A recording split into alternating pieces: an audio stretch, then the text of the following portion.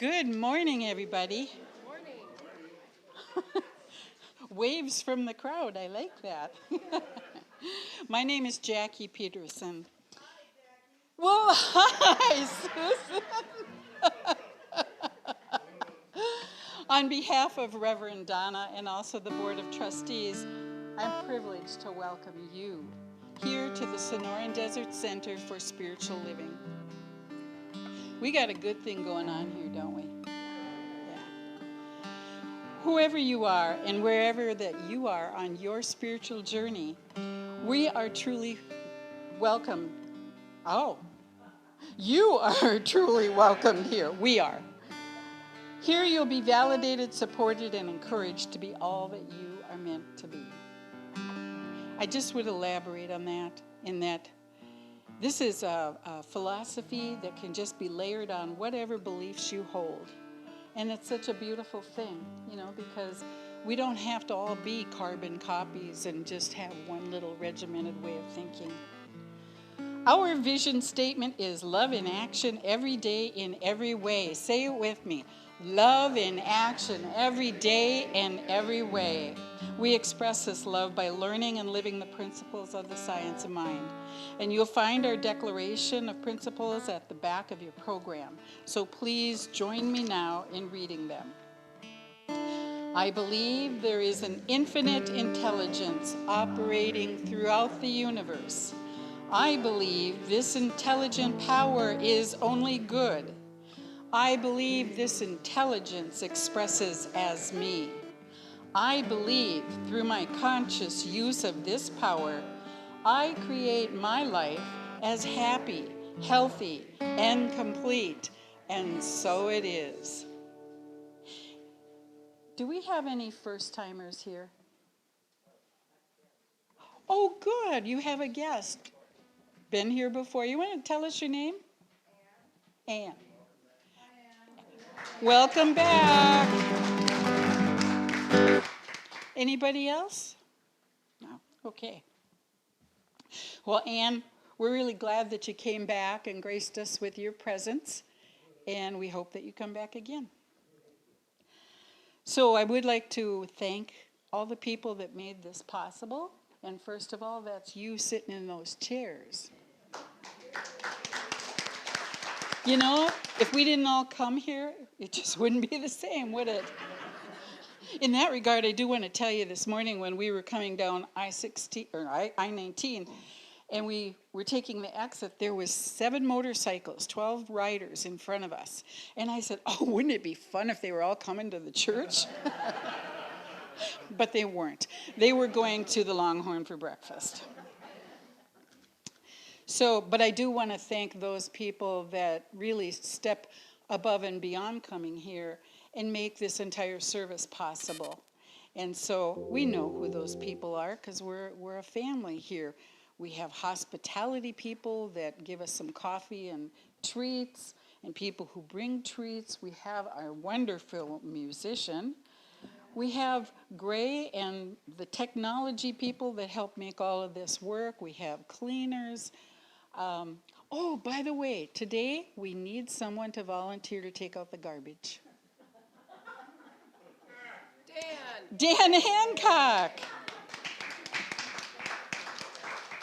Okay, the truth be known, he's doing that because he knows I'm going to Ooh La La afterward. Please direct your attention now to the announcements that are in your bulletin board. And if you are watching us online, please visit cslaz.org for our announcements and our events calendar.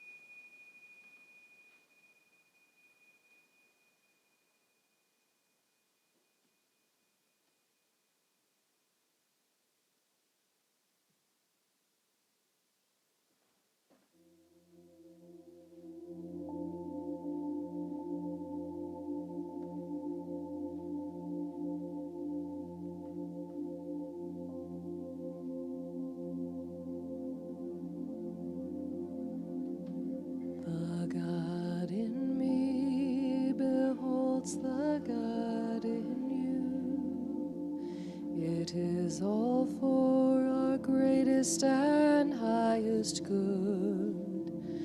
The God in me beholds the God in you, and you and I are one. Namaste.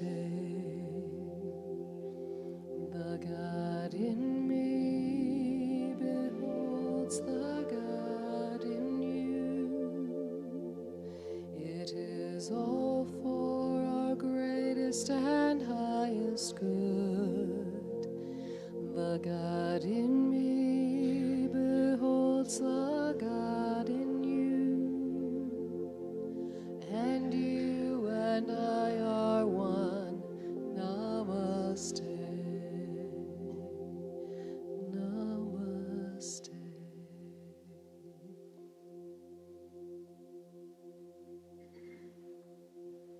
Good morning.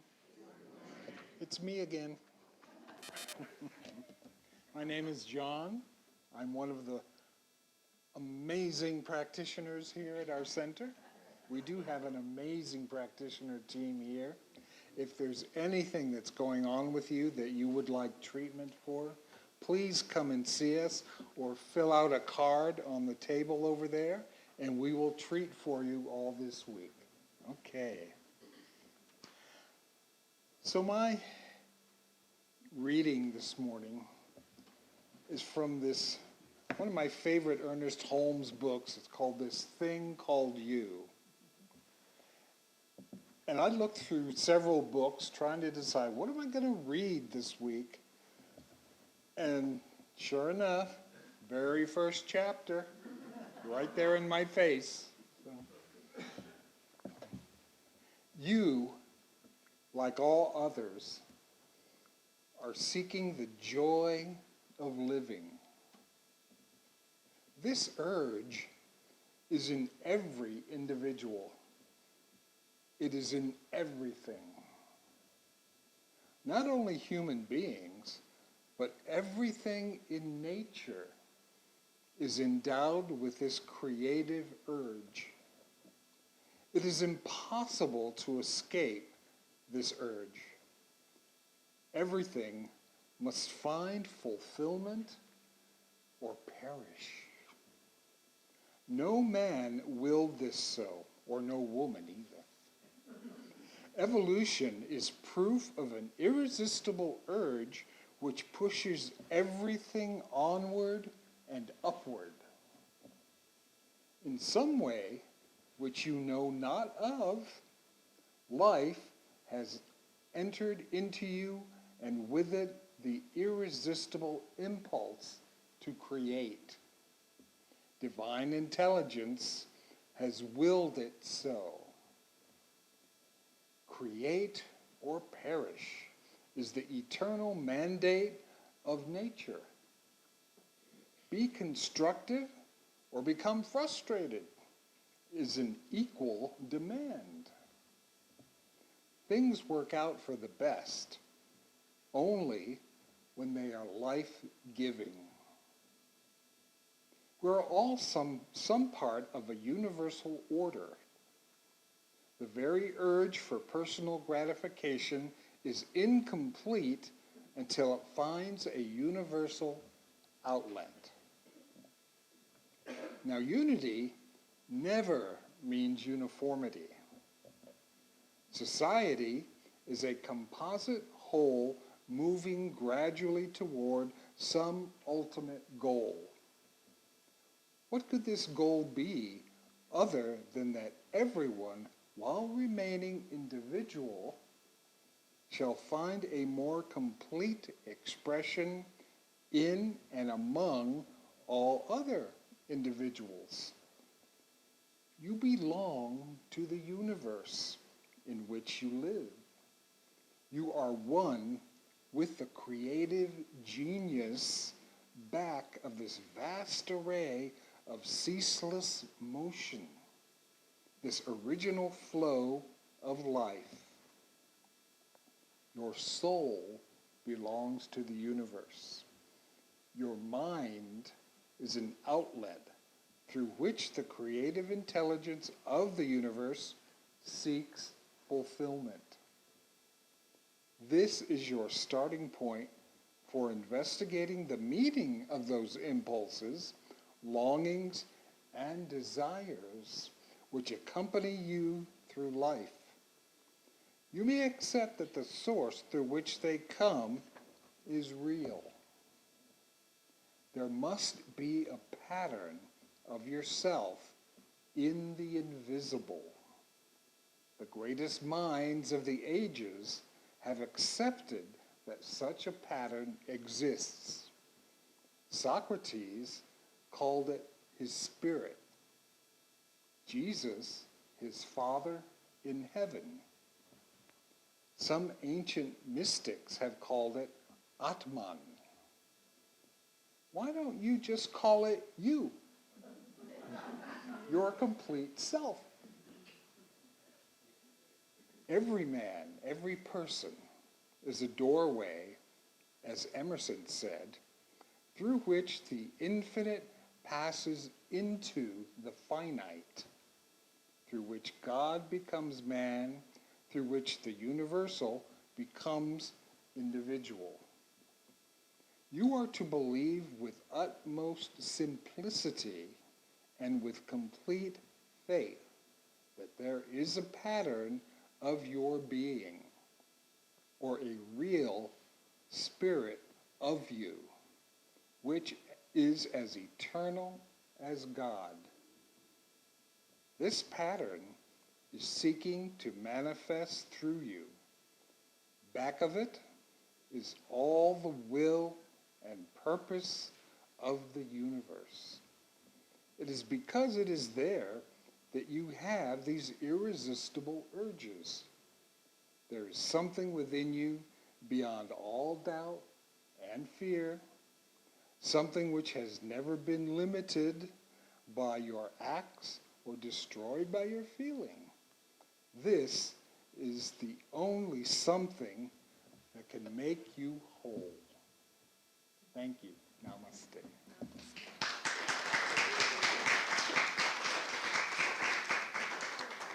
So I light our service candle now, which represents the light of spirit and with the light that's within each and every one here. I'll be taking it over to our prayer table over there and holding the high watch. Thank you.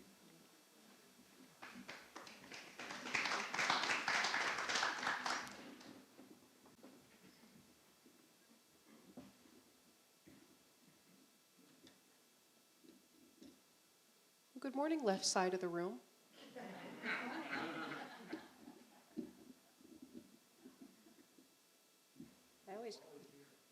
I know, I just can never see you guys around the podium. I'm just so happy to see your sparkly, shiny faces. Hi.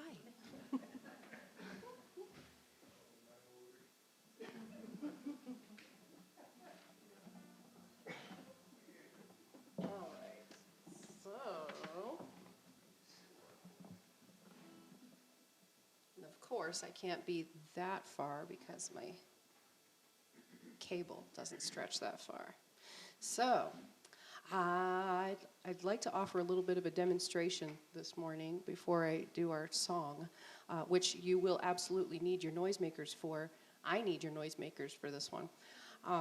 So, I have been, throughout the grief journey that I've been on, I've been wondering, what would happen with the bills and what to do with, with the practical, stuff that's still happening here on Earth.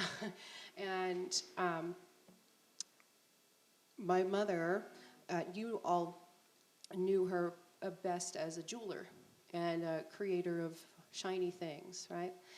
And so finally, the universe provided, and I do believe that Mom provided, and I inherited her entire jewelry store all at once.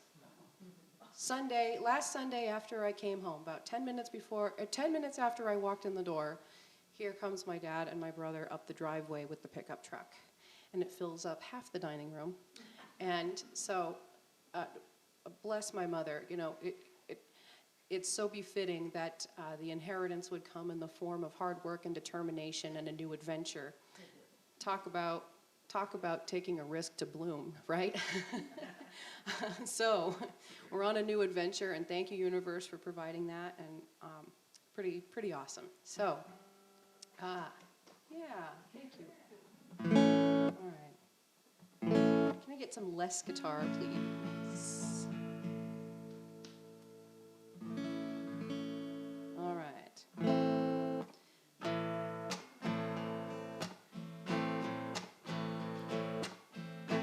I definitely need your noisemakers to help me with this one. Oh yeah, shake along with me, clap along with me.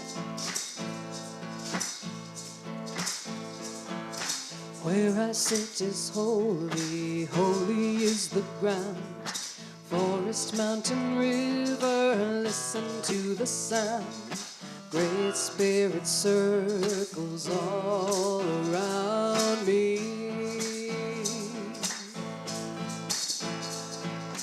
Where I sit is holy, holy is the ground. Forest, mountain, river, listen to the sound. Great Spirit circles all around me. Who I am is holy, holy are we. Body, thought, emotion, connecting you and me. Great Spirit circles all around me. What I do is holy, holy is my way. Work and play together, celebrate this day. Great Spirit circles all around me. Where I sit is holy, holy is the ground. Forest, mountain, river, listen to the sound. Great Spirit circles all around me.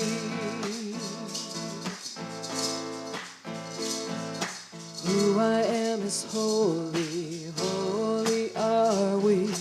Body, thought, emotion, connecting you and me. Great Spirit circles all around me. What I do is holy, holy is my way.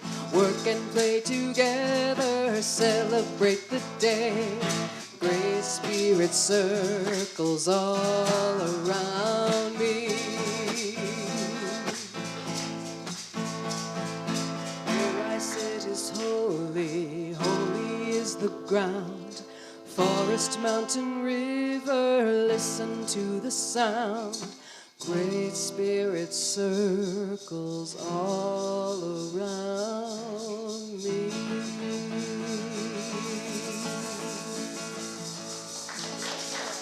Hey, thanks for helping me out.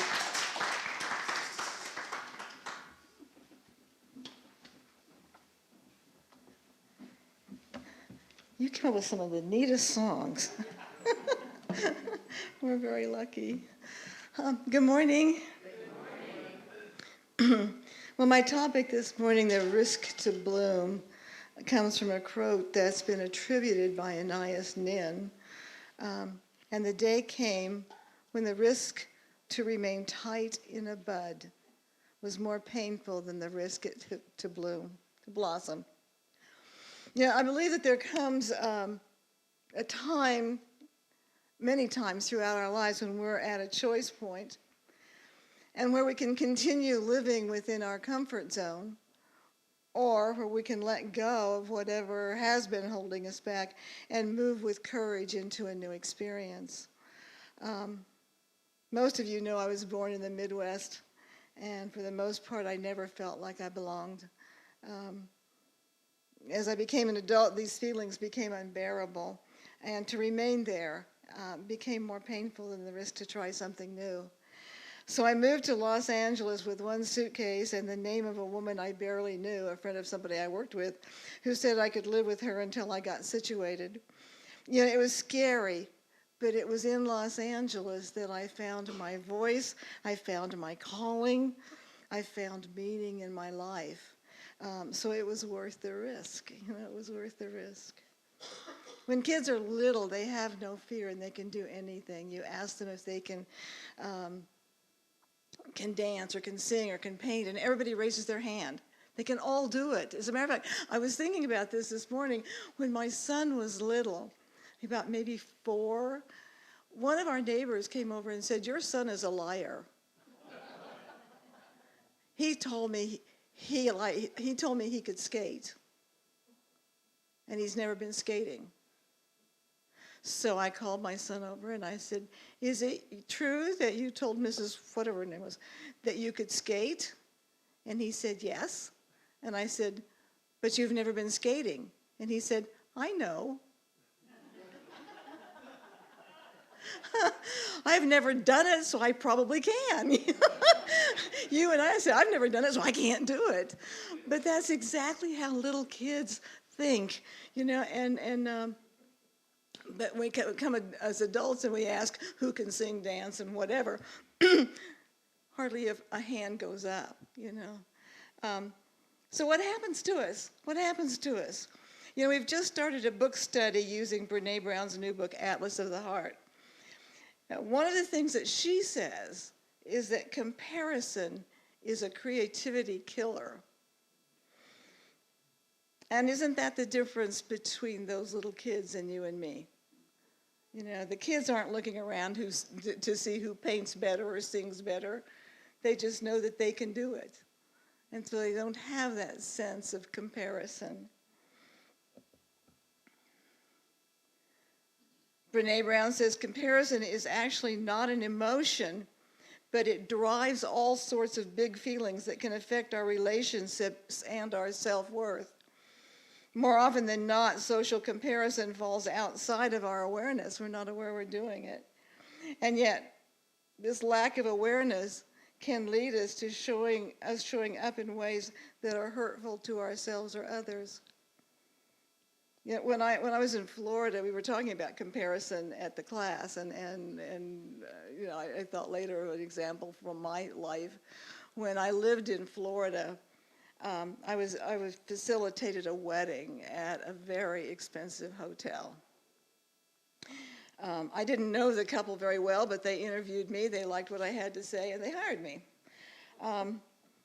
So when I drove up, the parking lot was filled with Cadillacs, Mercedes, and Lexus, and here I am in my little blue Toyota Tercel. You know? And my first thought was, "Oh my God, what am I doing here?" You know? I don't belong with all these rich people. So, you know, comparing my social status upset my self-esteem and my self-worth. You know, I'm not as good as these people. But I took a few breaths and then I said to myself, these people are probably wildly successful. But you know, I am the one with the credentials to perform this wedding, and so today I am just as important as everybody else. You know, so yeah. And you know, I relaxed after that, and I had a wonderful time. These people were really, really beautiful. So that's my little comparison thing. Brene Brown believes it is the belief in our worthiness and our willingness to be vulnerable that provides the courage to be able to meet life face to face and to live it wholeheartedly. You know, how many of us, when we haven't been asked about our ability to be creative, say, "Oh, I'm not the creative type." But according to Brene Brown, there's no such thing as a non-creative person. What she has found out in her study of those whom she calls the wholehearted, there are only people who use their creativity and people who do not. She says unused creativity just doesn't disappear. It lives within us until it is expressed, neglected to death, or suffocated by resentment and fear. And the second thing she discovered is that the only unique contribution we will ever make in this world will be born out of our creativity. And the third, that in order for our life to have meaning, we need to create. As long as we're creating, we're cultivating meaning. So many of us think of creativity as something that's set aside for those with extreme talent. And we say we can't paint because we can't paint like Rembrandt or Picasso. We say we can't sing because we can't sing like Barbra Streisand or Luciano Pavarotti. We say we can't dance because we can't dance like Fred Astaire or Ginger Rogers. We say we're not creative because we can't sew as well as our neighbor, garden as well as our brother, or cook as well as our mother. So we're forever comparing ourselves. And yet each act that we do is a creative act if you stop and think about it. Our comparison to somebody else is deadly because creativity is not about doing something better than someone else or even as good as them. We are Spirit's avenue for expression, as John read this morning. Creativity is about allowing Spirit to play through us. And that's why Aurobindo said that we exist for the delight of God.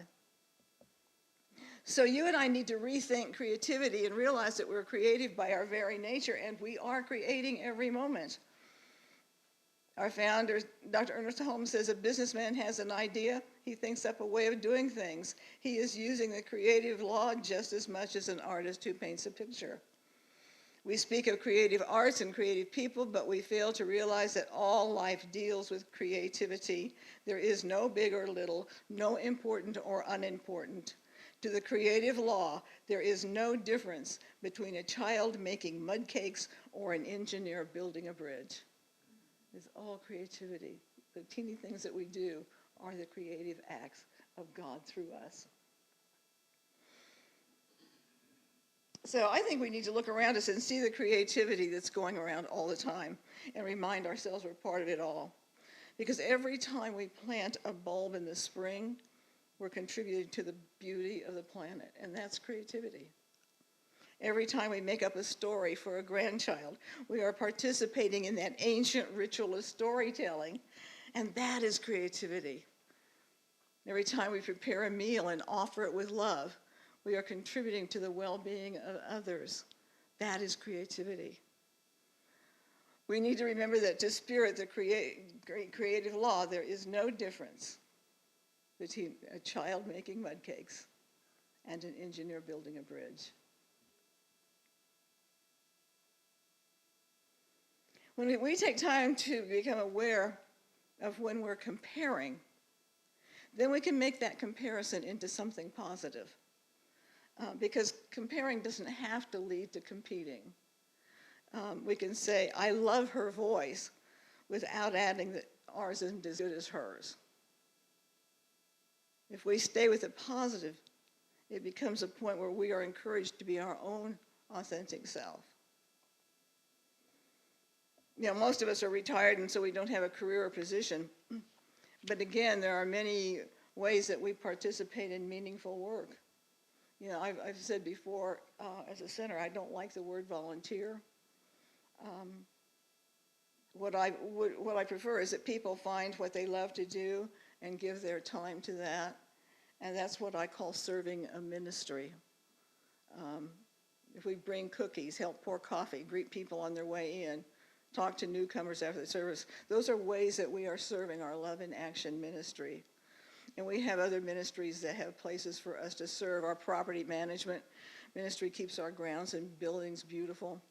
Sometimes they need a little help, so it's a place to serve a ministry.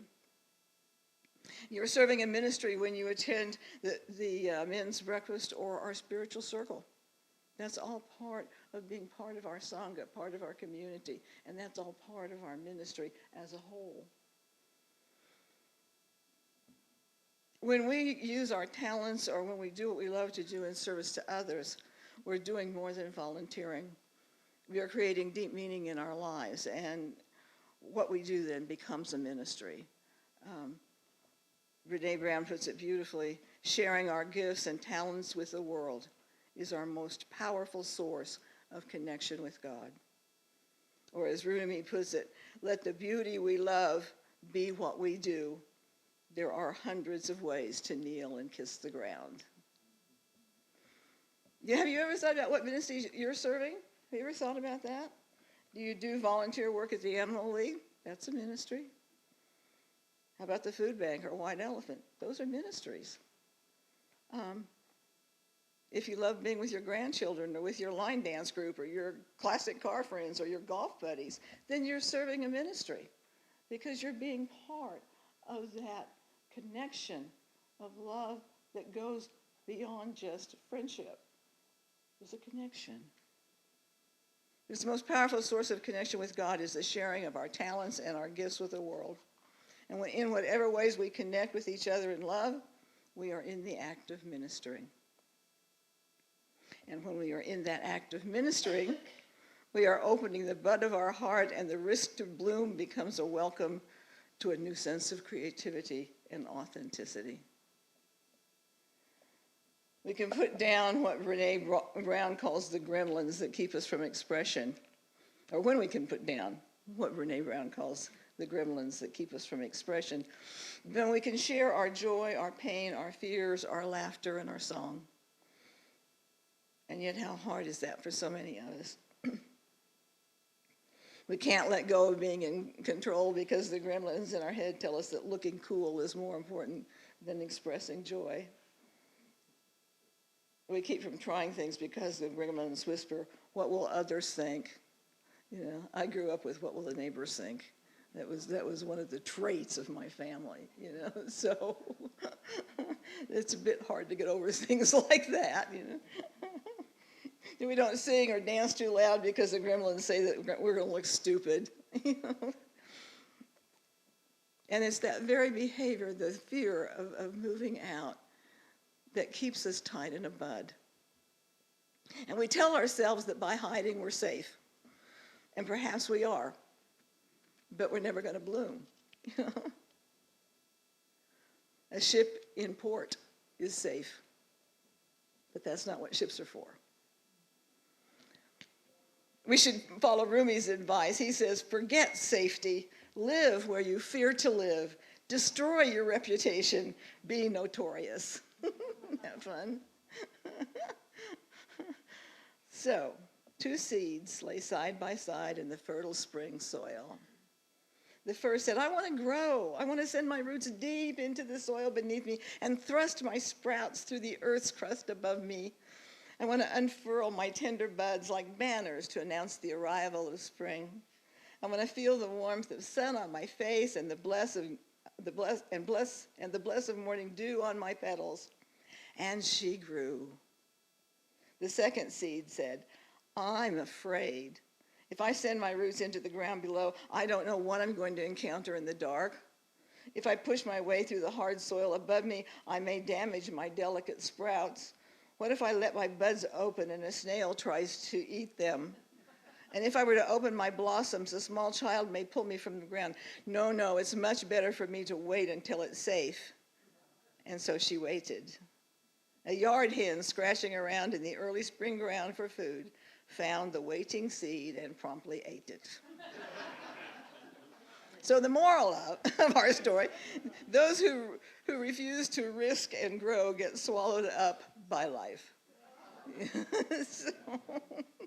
So we are made to be joyful, to be creative, to express ourselves in ways that are uniquely us.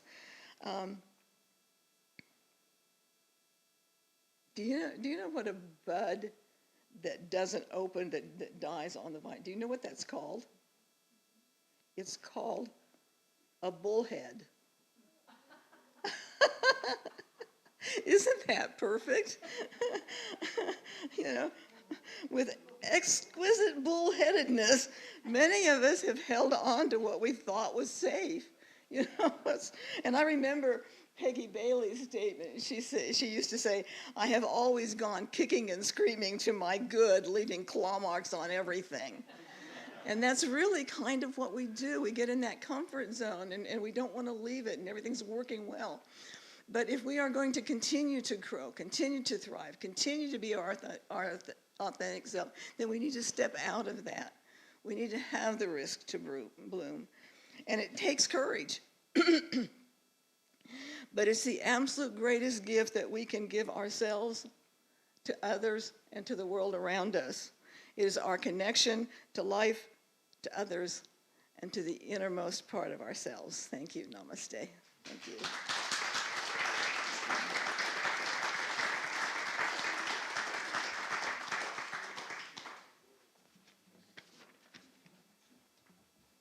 How many of you remember this song, The Gentle Bud of My Heart? From, I think I wrote it, 2018, I want to say? Maybe? So, if you would like to stand, this is a pretty little song.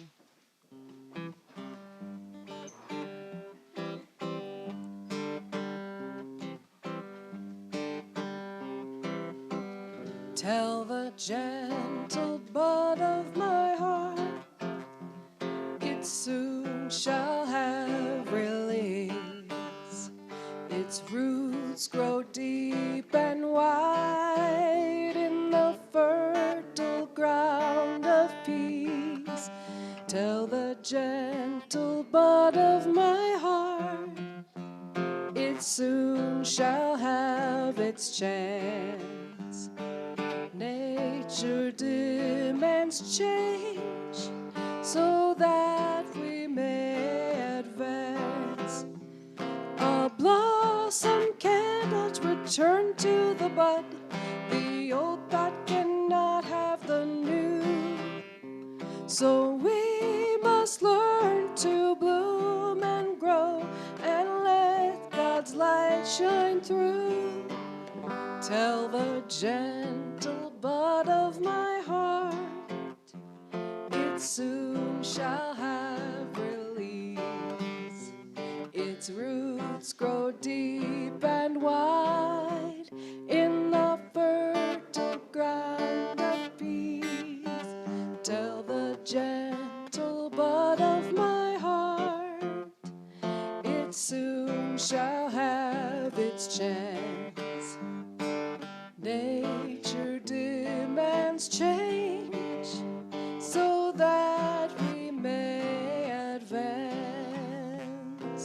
Nature demands change so that we may advance.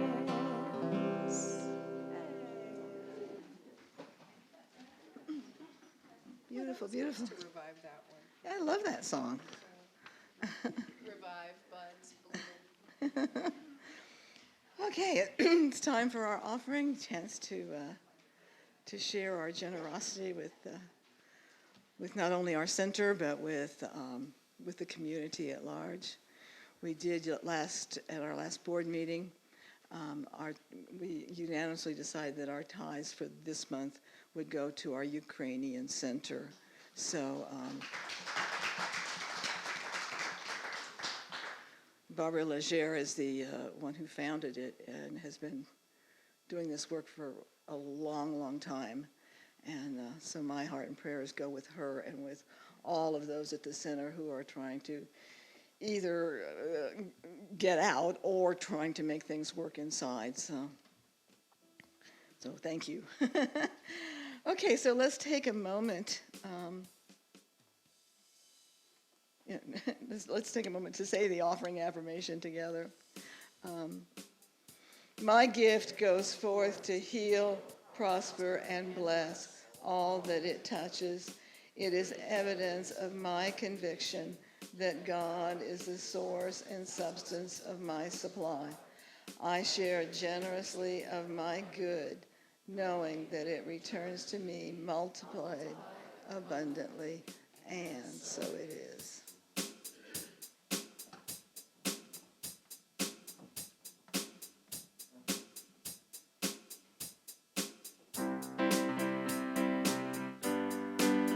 If you want more love, give love.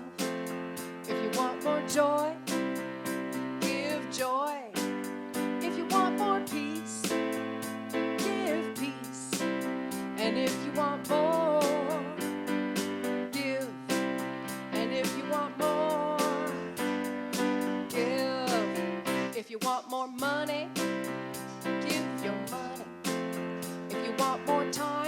Give up your time. If you want more friends, what do you gotta do? Be a friend. And if you want more, give. If you want more, give. When you give, you receive. It's as simple as that. There's no effort, no struggle. It's just a simple fact. If you want to see a change, gotta be that change. If you wanna have more truth, tell your truth. If you want more gratitude, give thanks. And if you want more, just give, that's right. If you want more, give. Perfect. Okay, so let's close this portion. Again, thank you for your generosity. That does allow us to help out in so many different ways. So I know right now there is one divine life that is animated through each and every one of us. That this life is free and is blessed and is holy.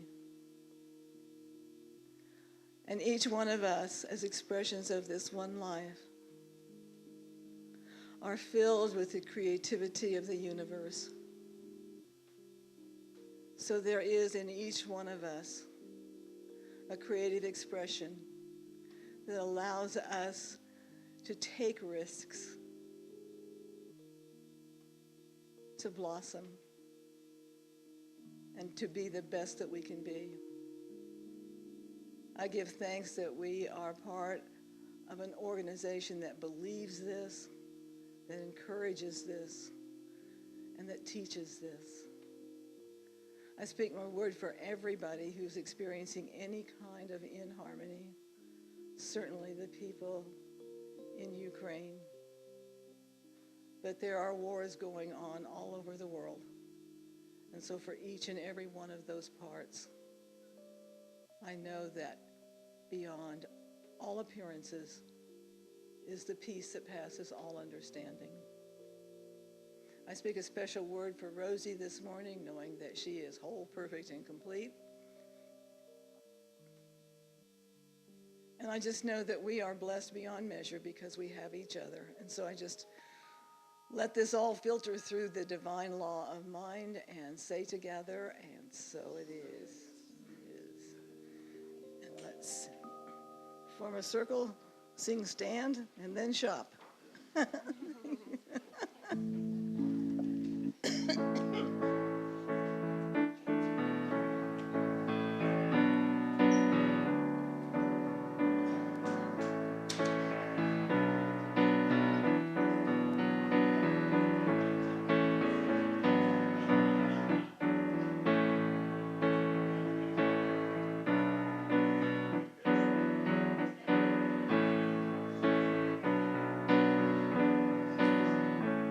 So let there be peace. I am a stand for peace. Let there be love. I am a stand for love. Let there be